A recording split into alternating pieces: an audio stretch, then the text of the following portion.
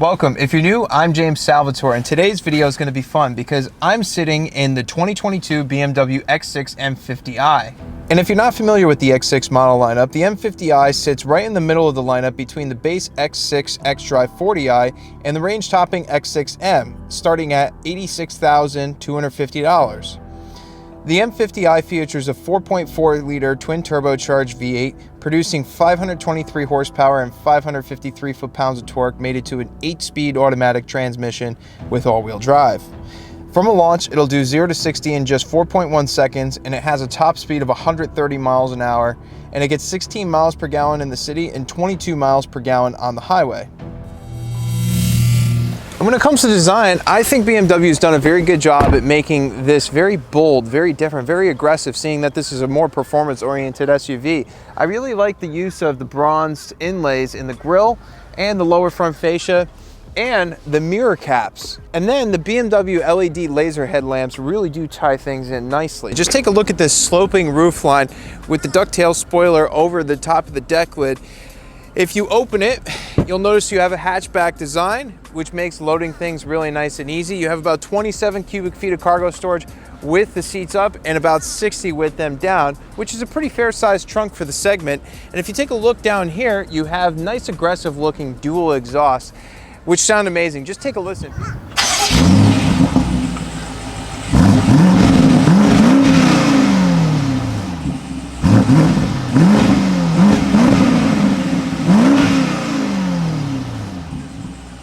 And I like that this interior is laid out in a more traditional sense. They don't have these large screens that completely overpower the interior. Mercedes has done that with a lot of their vehicles, and it's a love it or hate it thing, but I personally prefer the screens to not overtake the entire interior. And I think at 12.3 inches for both the infotainment system and the driver's information center, I think that's the right size. Let's take a look at some of the features it offers. When it comes to the driver's information center, there isn't as much customization as a lot of brands. You can see I'm switching through the various information you could display right now. It'll display a nice map in the center here, but you can't reconfigure the gauge cluster that much. You can see that, you know, I could display how much power I'm using, the G-forces I'm using, album cover to the music I'm listening to, but other than that, there's not much I could do here. As I mentioned earlier, you do have a 12.3 inch infotainment screen, and you can control it either touchscreen or with the iDrive control. Either is great. Honestly, it's very fluid. It's very responsive to the touch. I think BMW makes one of the better infotainment systems on the market for sure. I mean, just look at how quick and responsive this is. And you also have wireless Apple CarPlay and Android Auto, which definitely makes a difference. I mean, take a look at how fluid it is too. In past BMW models, this used to be a little bit laggy at times, but just look at that.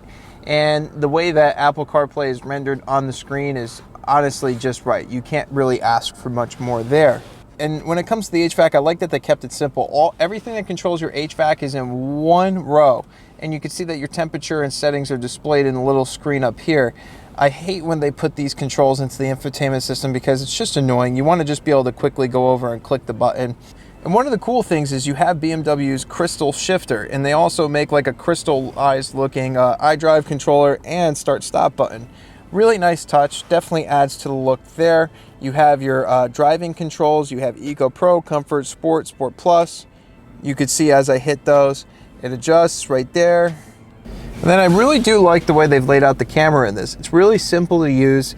You can see if you want, you can have a normal camera or you can have the 3D mode, which you can kind of click around the vehicle and view what's around you. You can see the animations are nice. When you turn the steering wheel, you can see it moving on the screen, and the vehicle is actually the right color for the exterior paint, which is cool. You have a backup system and automatic parking right here. And then you do have car wash mode, which is pretty neat because if you're trying to line up the tires for the tracks to pull the vehicle forward, this will help you out. And getting into the rear seats, you have a fair amount of space. I will say though, this is probably like a 4-passenger vehicle if you're carrying around full-size adults. If you were to put 5 people, full-size adults in here, it would definitely be pretty tight. And you can see I have a pretty decent amount of leg room, which, you know, is good. I have my seat set up the way I had it when I was driving, and I'm about 6'1" to give you some reference. When it comes to headroom, I have a little bit more. I know it's hard for you to see, but not doing bad there. I'd say if you're 6'3", you might fit in here, but anything taller than that, you know, probably not.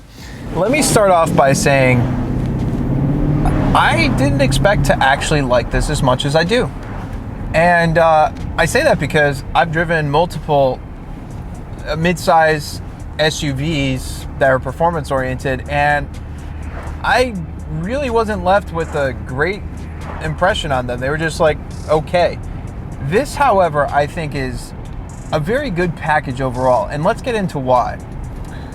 I want to first start off with value. At this price point, between $83,000 and let's say $100,000, there's not many other vehicles in the segment that can compete with this. You know, if you look at Porsche and you look at, like, you know, getting a Macan, you have to really kind of get at least a Macan GTS to compete with it, and a Macan GTS is significantly more expensive.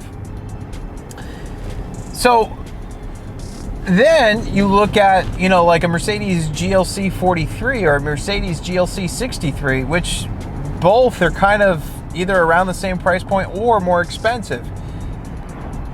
This really does give you a lot. I mean, if you really think about it, you're getting a 523 horsepower V8 with a lot of torque down low. You really do feel the responsiveness in this motor, and around town, it's very, very smooth. I mean, honestly, there's few of these.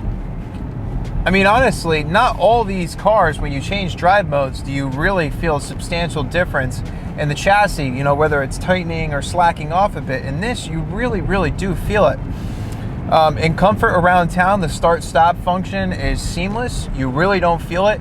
And it's very, very quiet, very refined, and the stop-start technology is seamless. And, you know, when it comes to like an everyday driver, this is practical and it's comfortable. But as soon as you put it into sport and you hit Sport Plus, this thing really comes alive. Just watch.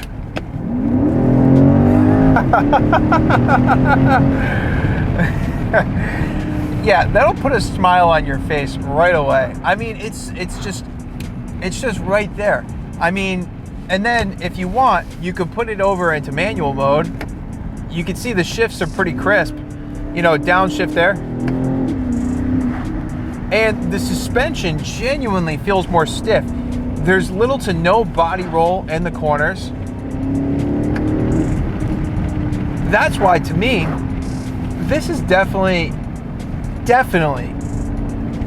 exceeded my expectations from what I thought it was going to be. I thought it was going to be, you know, a mid-size SUV that had a lot of power, a lot of punch to it, but wasn't going to actually be fun to drive, because in a lot of circumstances, that's kind of what you end up with, because these are so heavy compared to a sports car.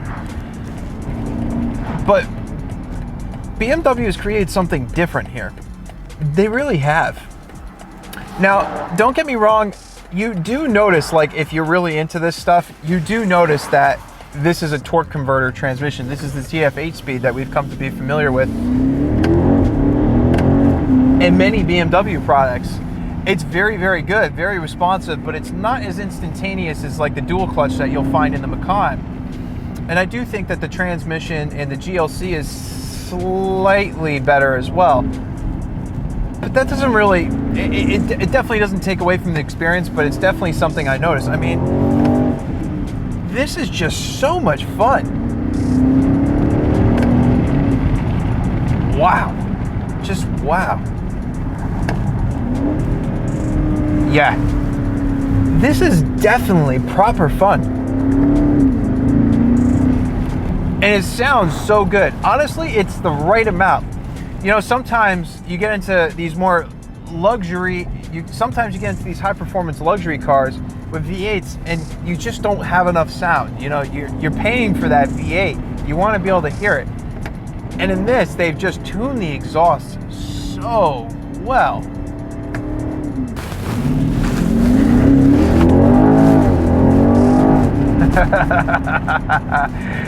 Oh man, it really puts a smile on my face right away, let me tell you. I think that they really have kind of hit the right balance with this. You have enough luxury features. I like that it feels driver oriented. You know, they haven't overwhelmed it with technology.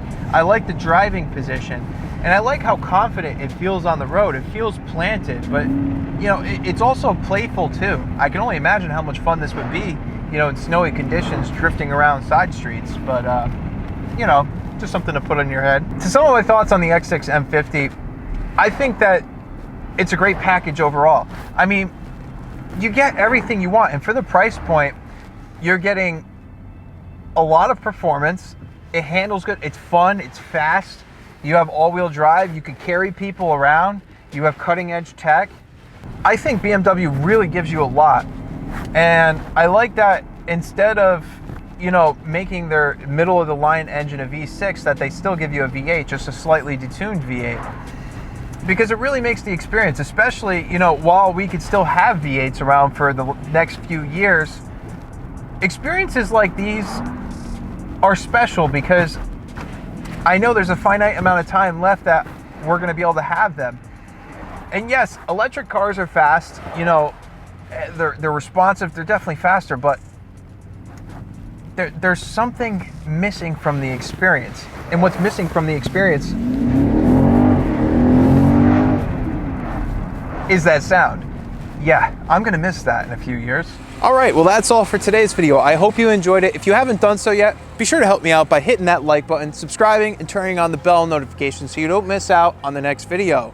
Before we go, I'd like to say a special thanks to my friends down at BMW of Greenwich, Connecticut for making this video possible. They're an awesome, super helpful, friendly group of people to work with. And if you're in the market for a new BMW, be sure to check them out. I'm gonna leave a link in the description below so that you can do so. With that said, thank you for watching, and I'll see you next video.